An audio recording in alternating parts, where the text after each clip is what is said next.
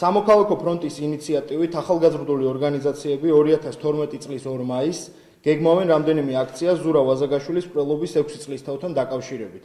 ჩვენ თვლით, რომ ყველა ახალგაზრდა ვალდებულია გამოხატოს პროტესტი ნებისმიერი უსამართლობის მიმართ, მით უფრო არსებული ხელისუფლების მიერ უდანაშაულო ახალგაზრდების წინააღმდეგ ჩადენილ დანაშაულზე, სააკაშვილის მიერ გაცემულ უკანონო ბრძანებებზე, ეგრეთ წოდებულ ნულოვან ტოლერანტობაზე და მის სავალალო შედეგებზე, რამაც ათობით ჩვენი თანატოლის სიცოცხლე შეიწირა.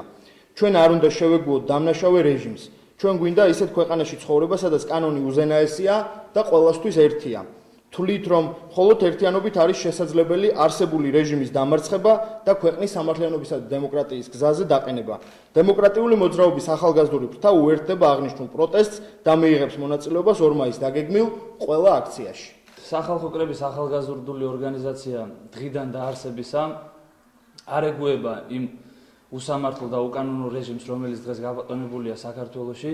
ჩვენ მივესალმებით სამოქალაქო ფრონტის ინიციატივას და უერთდებით 2 მაისს დაგეგმილ აქციებს. ასევე მინდა მოუწოდო ყველა ახალგაზრდულ ორგანიზაციებს თუ პოლიტიკურ პარტიებს თუ ეს იქნება უბრალოდ მოქალაქე, ყველას მინდა მოუწოდო გავერთიანდეთ, რამე თუ ჩვენზე არის გადამწყვეტი მნიშვნელობა მივაღწევთ თუ არა სამართალს ამ ქვეყანაში. იმედია, რომ ყველა შეისმენს ჩვენს მოწოდებას და ჩვენ გავერთიანდებით. დიდი მადლობა ყველას.